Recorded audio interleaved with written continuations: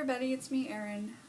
Today is, Monday, November 24th. Sorry, I had to look at the calendar. Today marks my 30-week post-op RNY gastric bypass, and I know I always apologize for the length and time between my videos, but we had a little bit of a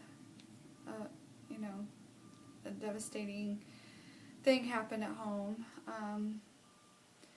Our beagle, who had 3 legs, he and our lab mix got into a fight, and she tore him up, and we had to put him down. So I really didn't want to do a video until I can compose myself without crying when I talked about it. So still get choked up. We had him for 8 years, and he definitely had a lot of life still left in him, and he is missed, a lot, and everybody in our house is grieving. As soon as we walk in the house, he would bark, bark, and it was annoying before, but now we all miss it. We miss him. He had such a funny character. I know I have a few little videos of him with his brothers and sisters on here, so, but now that I got that out of the way, I can move on and talk about other things. So before I get into it, Thanksgiving is this Thursday, so happy Thanksgiving to everyone. I hope you're doing well with your diet, and you have some bariatric friendly alternatives to participate with Thanksgiving. I don't think I'm going to do too many different dishes than what I normally do, except I usually make a broccoli casserole, which involves using minute rice.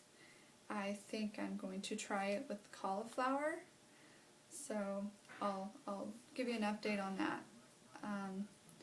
And then, excuse me for one moment. Sorry about that. I had to turn the speaker down on the computer. So let me get into the numbers. My high weight was 258.8. My surgery weight was 246.6, and my current weight is 189.4.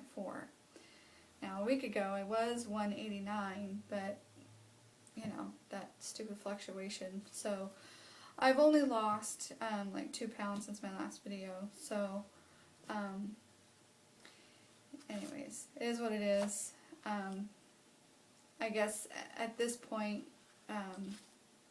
our weight loss begins to slow down after 6 months. So the quickest part of your weight loss, what I was explained, occurs in the first 6 months. So anyways, that's a total loss of 69.4, and a loss from surgery weight 57.2. So not bad. I'm pretty happy with that. Let's see, I had my 6-month post-op appointment. It was more like a group setting. A lot of the other patients who are right around 6 months were in this, I guess, a bit of a support group, but it was, led by the surgeon instead of an appointment with the nutritionist. They took our weight, and we just talked about where we're at and where we should be and what should be going on with our exercise, and encouragement and to continue on on the right track. So I think the biggest things I took from that appointment or that meeting was with the carb intake. You know, in the beginning it was no more than 15 carbs a day was part of my instructions, which was really hard, especially with taking the gallbladder medicine, you know, having to mix it with some pureed fruit. I'm on the last month of that, thank goodness, because that stuff's so nasty. And then, you know, it's really, really, really difficult to find foods with no carbs in it or very little. So I still keep it to a minimum. She said that no more than 50 grams of carbs a day is good. Under 30 is better. So I think I keep it under 50 for sure. You know, maybe some days not so much. I'm not. Anyways. And then she said with exercise, walking's not going to cut it anymore. At this point, we should be doing weight training. So now that we've got a lot of the fat off of us, now it's time to start building that muscle up. Otherwise, our muscle is just going to be flaccid and not going to do us any good.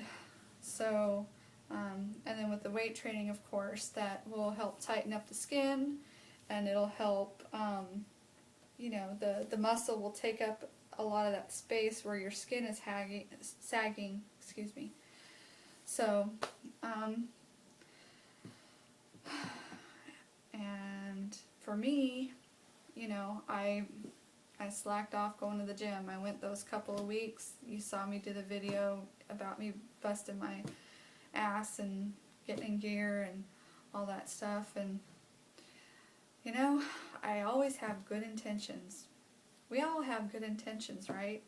I mean, we had no intention of gaining all this weight. We had no intention of getting fat, but, you know, good intentions gone awry. So I decided to suspend my gym membership and join a boot camp that we have here in town. And I started last Wednesday. And I will tell you what, I was pretty much unable to sit down and stand up properly. My legs were so sore and my abs were so sore it hurt to laugh or cough or sneeze. It was just all right here, all the way back to here, all the way around, and from here down to here. It was sore. So I had the 2 days rest over the weekend. The boot camp is every weekday morning. I think I started at the perfect time because I got to work out 3 days last week, and it'll only be 3 days this week because of the short week for Thanksgiving. For some reason, I'm having trouble talking lately. I get tongue twisted, I guess. So, anyways, I went this morning. It was a pretty good workout, but it wasn't as intense as the previous 3 days. Unless my body's getting used to it already. I don't see that happening just yet, but I don't know. Burpees kill me though. Hurt my knees really bad, so I think until I get in better shape, the burpees are going to have to wait a while. I'll do my best when I can, but when my knees are hurting, I'm not going to bother with it because it's still a little struggle for me to get up and down off the floor. Oh, and we do work out outside, so I bring my little foam yoga mat, and we're out there on the concrete outside. And this morning, I know I shouldn't whine about it because I'm in California, and I know our winters don't get anywhere near as cold as the other states or other parts of California, but I am frigid in the cold, and I've never liked the cold. I am perfectly happy with summer, spring, and fall when it's nice and warm. But this morning it was almost freezing outside. Even with the workout, my skin was just so cold. So I kept my jacket on for most of the time, which makes the workouts kind of hard, but oh well. Let's see. Another thing that I got from the meeting was, this isn't a big issue because we learned to adapt on our own, I believe, when it comes to eating and drinking, and the intervals in between. I've gotten to a point where I can drink water or whatever, and then 5 minutes later I can eat my meal, but I still wait the 30 minutes after my meal. And I didn't offer that information at the meeting, but the surgeon did offer that information to us, and that was just kind of like a reassurance for me, so it was all good. Let's see. It's so strange to think 6 months has already passed, and I guess, almost 7 months now. Oh, wait. 28th. Oh, Friday on the date, the 28th, it will be 7 months for me, so, wow.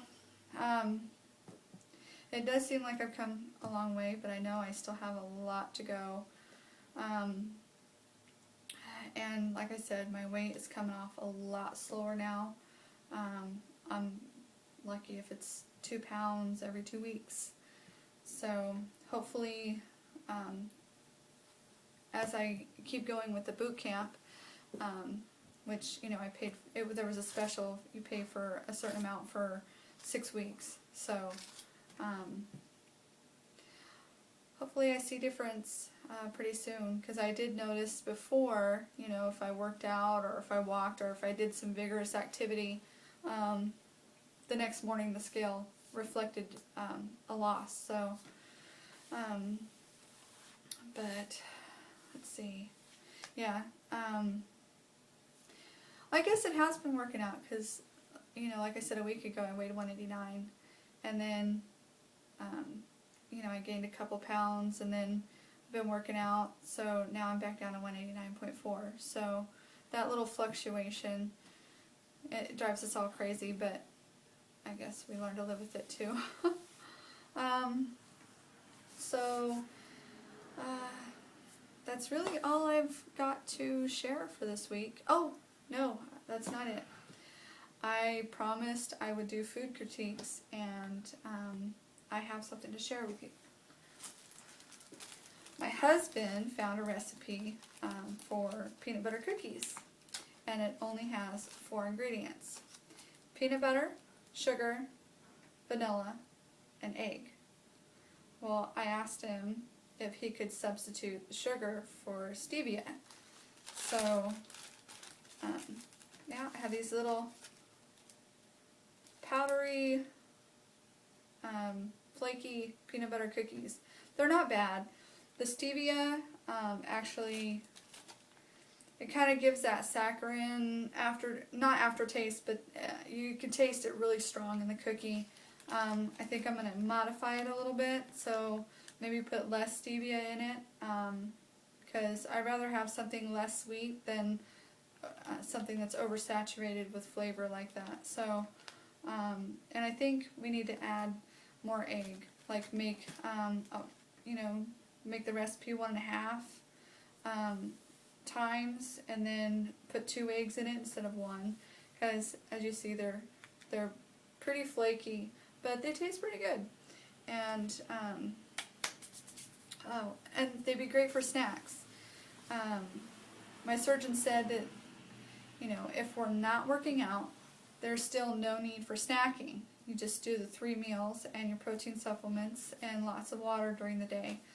But if you're working out, then you do need to have a snack. We need to increase our calories to between 1,000 and 1,200 calories a day if we're working out. So, which is good, because I was actually starting to worry that as time went on, was I still going to be under that 800 calories a day? So, but anyways, and of course, the plague of sitting at a desk all day, one of the biggest reasons why I gained weight